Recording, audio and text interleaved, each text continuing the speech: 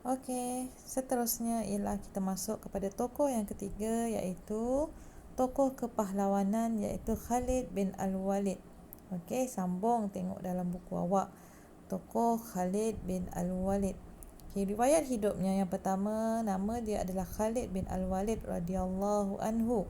Kunyahnya Abu Sulaiman, iaitu nama gelarannya Abu Sulaiman, dan nama ibunya Lubabah Al-Sughra binti Al-Haris bin Ahab, keturunan Bani Mahzum. Okey, itu biodata ringkasnya. Riwayat hidup seterusnya iaitu wafat di Hims, Syria tahun ke-21 Hijrah pada zaman Khalifah Umar Al-Khattab ketika berusia 60 tahun. Okey, bukti kepahlawanannya. Okey, kenapa digelar sebagai tokoh kepahlawanan Khalid bin Al-Walid ni? Kerana pertama, banyak menyertai peperangan pada zaman Rasulullah seperti peperangan Mut'ah, Fathu Mekah dan peperangan Hunain. Okey, jangan keliru dengan Bilal bin Rabah. Bilal bin Rabah perang Badar dan Uhud. Okey, Khalid bin Al-Walid dia sertai semua peperangan bersama Rasulullah seperti perang Mut'ah, Fathu Mekah dan perang Mu'tah, Fathu Mekah dan peperangan Hunain, bukan Mu'tah, Mu'tah.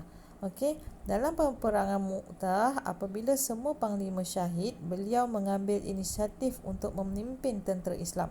Okey, masa tu dia bukan panglima, tapi Khalid bin Al-Walid apabila panglima yang lain syahid, dia terus memimpin tentera Islam. Kerana apa? Dia seorang yang sangat berani. Okey, strategi ini membuatkan tentera Islam mencapai kemenangan dan beliau digelar Saifullah, iaitu pedang Allah oleh Rasulullah. Okey, kerana sifat berani dia, sifat bijak dia menyusun strategi, okey, menyebabkan dia digelar. Okey, sehingga dia digelar sebagai pedang Allah oleh Rasulullah. Okey, Saifullah. Awak wajib ingat ni, ni selalu keluar periksa dalam soalan objektif isi tempat kosong. Saifullah.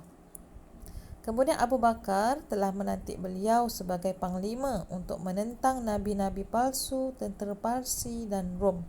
Okey, setelah kewafatan Rasulullah muncul nabi-nabi palsu, golongan-golongan murtad, golongan yang enggan membayar zakat. Okey, Rasulullah lantik Khalid bin Al-Walid untuk memerangi golongan-golongan tersebut. Okey, faham Itu bukti dia. Bila keluar soalan, berikan bukti kepahlawanan Khalid bin Al-Walid. Inilah awak sebut. Okey, menyertai peperangan. Okey, mengganti para panglima yang syahid. Okey, digelar Saifullah oleh Rasulullah, memerangi golongan nabi palsu. Okey, itu buktinya. Okey, contoh nabi-nabi palsu yang muncul setelah kewafatan Rasulullah. Tengok yang warna merah tu, Musailamatul Kazab dalam perang Yamamah. Okey, menentang tentera Parsi, perang Zatus Salasil, dan menentang tentera Rom, perang Yarmouk. Okey. Iktibar pengajaran yang dapat kita pelajari daripada sifat Khalid bin Al-Walid. Pertama, kita hendaklah bersedia berkorban mempertahankan agama Islam. Okey, kita kena bersedia. Walaupun kita tengok contohnya isu semasa adalah Palestin. Okey, bagaimana Palestin diserang oleh kaum musyrikin, oleh orang kafir. Macam mana Amerika, US serang Palestin. Mereka bila dibom, ditembak, mereka bukan takut sembunyi dalam rumah, tetapi mereka keluar ramai-ramai terus pergi ke masjid walaupun hanya bersenjatakan batu sahaja. Okey, kita pun sama juga. Seandainya na'udzubillah min zalik, kita diserang oleh orang kafir, kita mesti wajib mempertahankan akidah Islam dan juga negara kita. Kedua, kita hendaklah menyusun strategi dengan baik agar memperoleh kejayaan menewaskan musuh Islam.